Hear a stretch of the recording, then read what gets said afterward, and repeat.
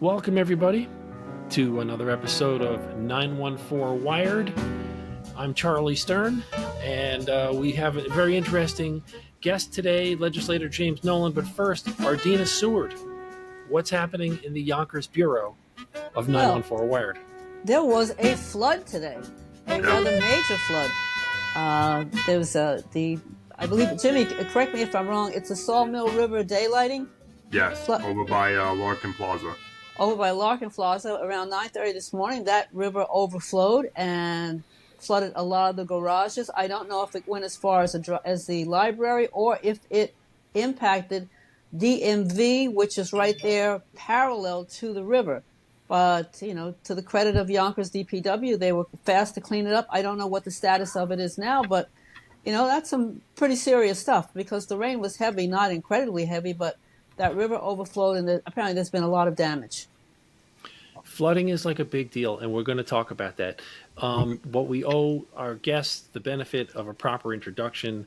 James Nolan is the member of the Westchester County Board of Legislators who represents the 15th district, which is East Yonkers and Bronxville. Do I have that right, James?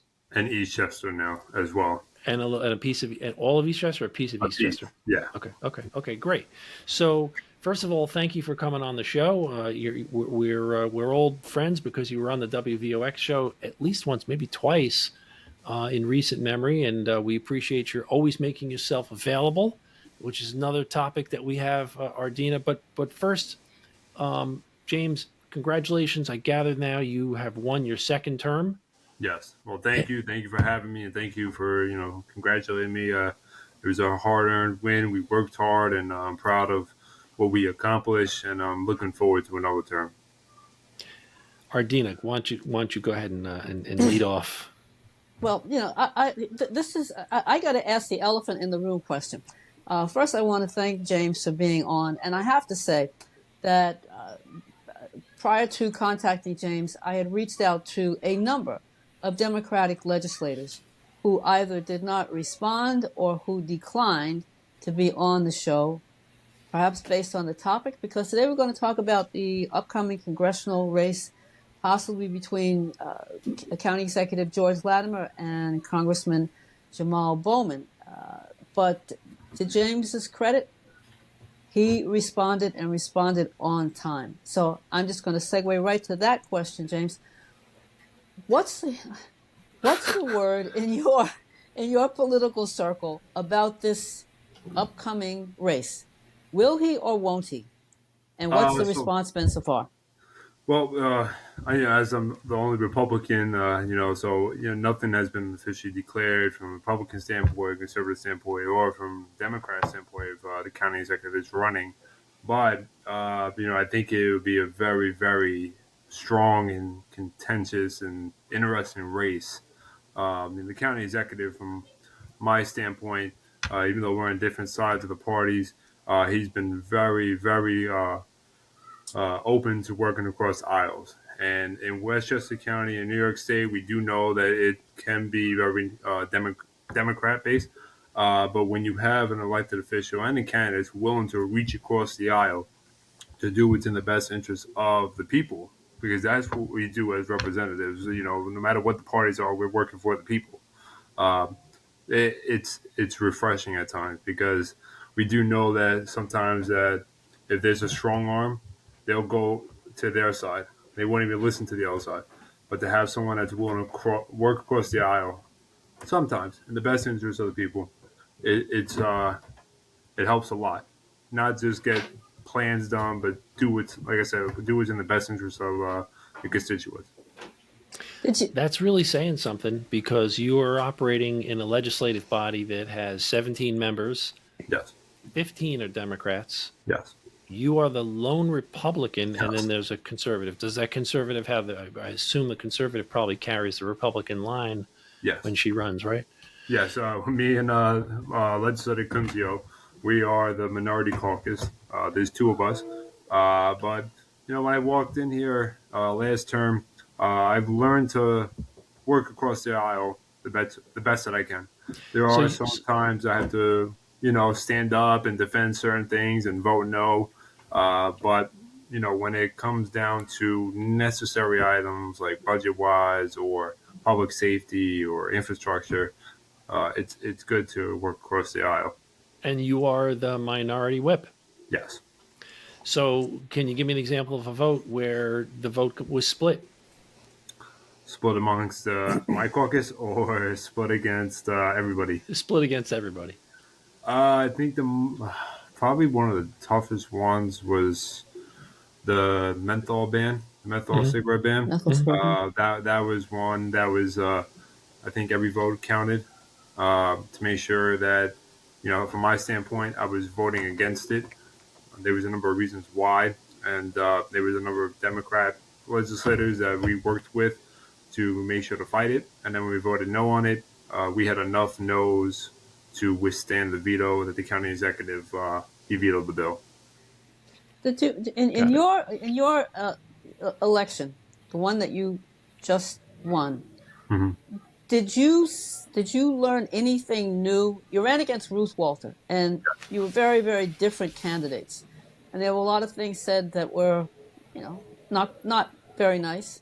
Yep. But did you learn anything new about your district and the support of Republicans in your area? Was there an increase? I should say that's that's part two of that question. There was an increase, but you as a candidate and as an elected official running for reelection, there are two different type of races. As a candidate, you can say I want to do this, this, and this, but when you get in, you might not be able to do that, and or sometimes, and we've been somewhat successful at accomplishing my first term goals, but you learn to run differently. You first want to run on things that you want to address. Second term, and further, you're running on votes and accomplishments, things you have to defend and give explanations for. So there's two different types of candidates, and that's what I learned. I'm still learning it, and it's been very rewarding. I like the process of it. James, what can the Westchester County Board of Legislators do for people? I mean, we've all seen the broad statements about what the county board does, but how does it? Let me reframe that question a little bit. So we had Jim Maizano on the show, I guess a month ago, Ardina, maybe 6 weeks. Approximately, yes. And one of the things he was saying was that historically, and during his time on the county board of legislators, he felt that the people who were representing were local neighborhood people who kind of understood what was going on in their little corner of Westchester, knew the people very well, knew the local issues, the parks, the parkways, the shared spaces that the county could control. Those were like the issues. And then as time marched on, and I'm paraphrasing and I'm adding a little of my own, as time marched on, there was an emerging brand of local politician who really had one foot in the national politics. Are you that kind of character? And is that what you see on the board? And how do you see the makeup of the board? Is it local characters, or is it people sort of driving a national agenda, or both? Well, from my standpoint, I'm local. I've always been local. I don't think you become any more local than being also a sanitation worker, picking up people's trash in the morning, and then becoming a legislator. You really see the problems at hand and the things that need to be addressed. And actually, I see quite a few constituents actually stop me on the garbage truck and tell me about certain things. My guys, call my office. I'll be there later. We'll discuss it. But for me, I see it as I may be a Republican, I may have the conservative line, but my job is if there's a broken sidewalk, Republican, Democrat, conservative, independent, everybody's walking across that sidewalk. My job it's got to get fixed. It has to get fixed. It has to get fixed. Now, on the county side, if it's a county sidewalk, then we could address it. If it's a city of Yonkers or Bronxville or Eastchester sidewalk, then I could point them in the right direction and contact that village or city to address the issue. So I like to stick to local politics because there's nothing in Washington I could fix or I could address. Now, are you still doing that DPW job, James? Yes. I actually Wow. did In my Yonkers. whole garbage job. Yep. Wow. Yep. So tell me about that a little bit. Applause. So do the other guys on the truck, like, tell me about the dynamics of that. I mean, you're a walking celebrity, I don't know about that. and in Yonkers, it's Yonkers, right? Yes. Yeah. And I'm assuming that your route is sometimes also in your district, right? Not No, always. actually, I'm on the south side of Yonkers. I'm on Oh, okay. Riverdale and Hawthorne Avenue. Okay. But people Oh, know you're wow. on the county board of legislators, and Yep. I assume from time to time, you tell me maybe it's once an hour or once a day or once a week, somebody's going to say, "Hey, aren't you that guy?" Yeah, it happens quite a few times, actually. Yeah, I think actually my first day on this route that I'm on, 3 people stopped me. So I think people like it, and it's rewarding not just for myself but for them as well. Because everybody wants to have an elected official, from what I see, that they know, that they can Right. go to, they can trust as somebody that they could turn to, and that's what I Mhm. try to become as much as possible. I can't fix every problem in Westchester County or in District 15, but I try to address as much as possible. We're very active, but I think everybody now wants to feel relatable. They don't want to feel like, oh, that's just an old politician. Like I said, I get up at 4 o'clock every morning. I get in back of a garbage truck. I do my garbage route no matter how heavy it is, no matter how hot, how much it's raining, how cold. I'm there. So I think that I try to change a lot of people's mindsets about politics that were just running on promises during election time. No, this is what I do every day, and I try to let everybody know that just not as a everyday person, I can be the person that you could help address some issues with. Well, it sounds to some extent it sounds like you're connecting them with politics because Yeah. they have access if they can see you. And I get we talk a lot about mental health on this show Mm-hmm. from time to time. We had a clinical social worker on last week, in fact. And what I'm hearing in your remarks, not trying to play social worker, but now that I've interviewed one, I feel like I can speak their lingo a little bit. I think maybe you're helping people feel seen. Yeah. Yeah. You know, That was another thing. Before I got involved in politics, sometimes you only see certain elected officials or candidates during election time. It's election time. If they won the laws, you wouldn't see them anymore. I didn't want to be like that. I wanted to be involved in the community every single day, any way possible, because I want constituents, and I want just everybody to know that, hey, I'm not just here for election time. I'm here every day, and this is what I do because not just because of my job, because I actually like it. I care about it. It matters to me. so realistically, what do you think you can affect on the county board of legislators? For there's roads, there's the parks, Yeah. um, there's a big Medicaid budget that I guess the county is responsible for administering. But how much impact can you have individually as a legislator? So, like I said, I try to be the most active, but I'm also the most vocal with a lot of things. So just this today, Spring Ridge Pool. It's not in District 15, but as a kid growing up, I went to that pool all the time with Mhm. my family and friends. And when I first got elected, and I still do it, I would go around to all the pools and facilities and see what I could do and see how everybody would enjoy it. And I saw that the Spring Ridge pool, the pools were beautiful, brand Mhm. new, Mhm. but the building was in shambles. That pool has a lazy river, if I recall correctly, No, right? that's Tibbetts. Tippets. Tibbetts. That's Okay. Tibbetts. Okay. Spring Ridge Okay. Pool is off of Jackson Avenue. So I brought forward, and I think the last time the building was done or even built was back in the 70s at the Spring Ridge Pool. We Mhm. just approved today, because I put into the capital request last year, $1.6 million to replace the entire building Wow. Well, because it that needed to be will done. $1 million replace a building? It will, and it's also to address draining issues up there. But new refreshment stand, new nursing station, new bathhouse, new changing room. So it's things like that. I also used to do construction, so when I would go there, I would see the roofs that is very leaking. So that is something that needs to be addressed. Law Oh, enforcement. We have the Westchester County Police is basically the big brother to all the facilities, all the municipalities and the police departments in Westchester County, and also New York State relies on us as well. So I've been happy to say that in the last almost 2 years, I've been able to obtain over $7 million for Westchester County Police and funding and training. and also with on the local level. So these are things that I try to address, and we do have a big say. Say, for instance, over in Armavilla in Yonkers, they had a bad drainage problem, and when they would get heavy rain, it would get flooded out. So I was able to get the state to get involved to pass drainage plans, so those people over there are not going to be flooded out anymore. That project is going to move ahead, and I think that project alone is like $850,000. Mhm. So there's different ways that we can operate, and I try and do what I can as much as I can. But it's a matter of working across the aisle, and like I said, doing what you have to do for the people. Well, you don't have a choice when you're outnumbered 16-1. Yeah, Jimmy, and if I could call you, do you prefer James or Jimmy? either one is fine. Okay, well, Jimmy, Latimer has said that in the 2024 budget there will be no tax increases. So a lot Yeah, of the things that you're talking about are going to require some big bucks.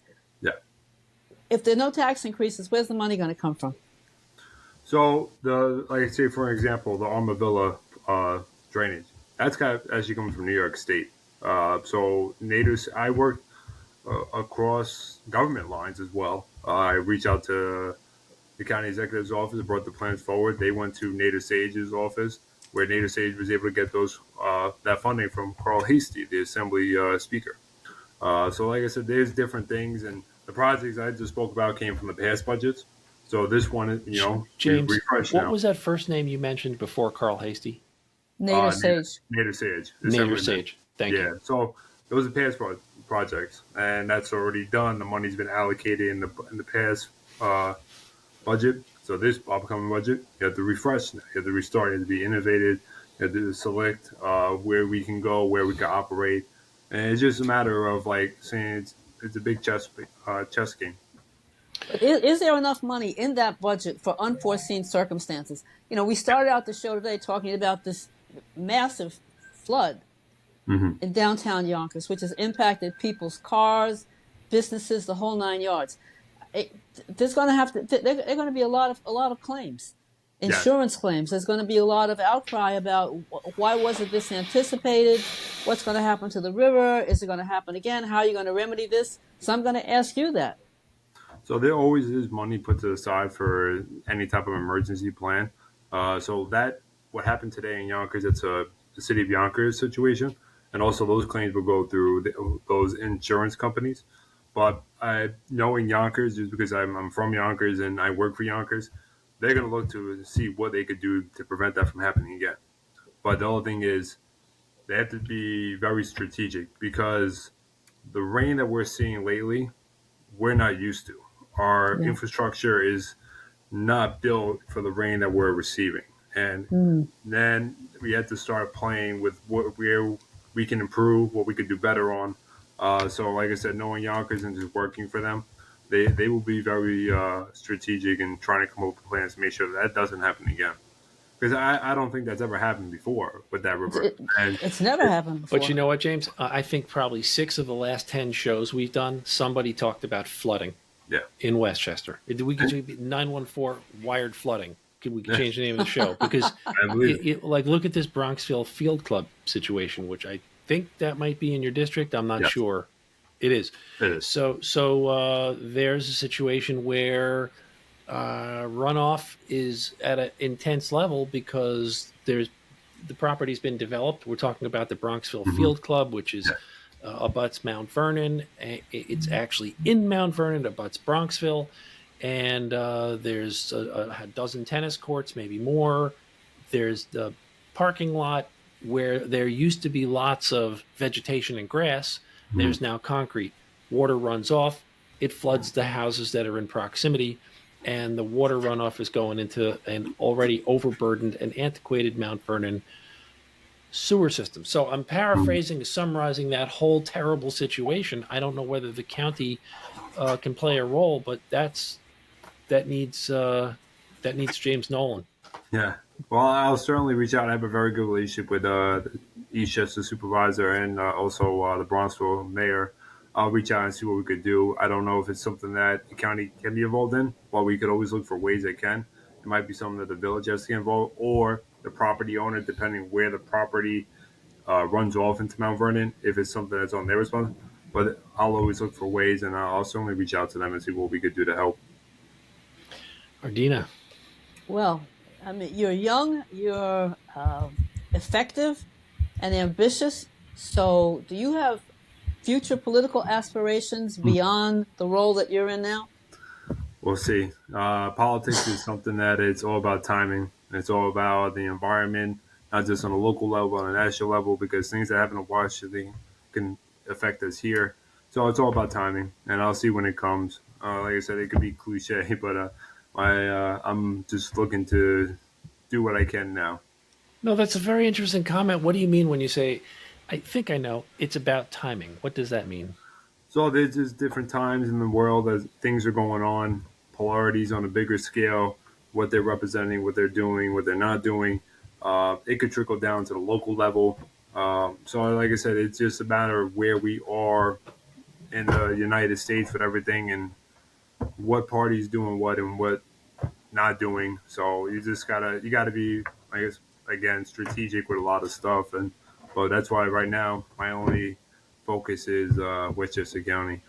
So tell me the top two issues in the current legislative session. So like you referred to it, the budget. We don't know if the state is going to hand down the 18B or the Medicaid. We don't know if it's going to happen, if it's going to affect us, and also crime.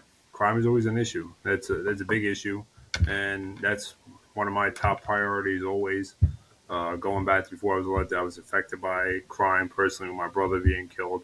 So I look for any way possible that we could keep constituents safe. And so that is something that I look forward to doing what I can and working with our law enforcement officials.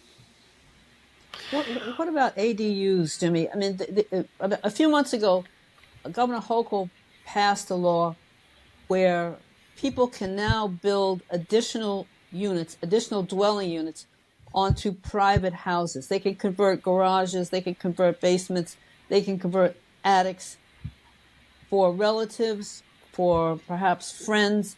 And there are several towns in Westchester that have the choice of opting in or opting out. Yonkers has opted out for the time being. Is that something that the legislature would vote on down the road? Well, that was proposed, but it wasn't passed. And also, I know up in Albany, on both sides of the aisle, Senate and Assembly, they both were against it because our infrastructure is not there. Say, for instance, I was against it. The reason why is, say, the village of Bronxville is very condensed and it's very tight. So if that law passed, they would have to build 2,000 more homes.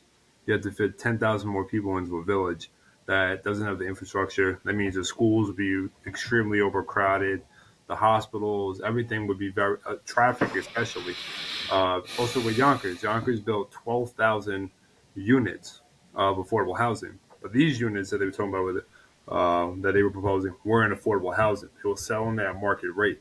So you could literally have a house and say for a neighborhood like Crestwood, that if a developer came in and said, "We'll buy a house," you would sell it, but then they could just build a high rise right in the middle of a neighborhood with all houses. So that, I don't know if I don't know if, let me talk to you. I don't know if we're talking about the same thing. The law I'm talking about is where if you have a private house and you have a garage, a detached garage, you can convert that garage into a dwelling unit for your mother-in-law, for your son-in-law, for your daughter-in-law, for your daughter who has a family.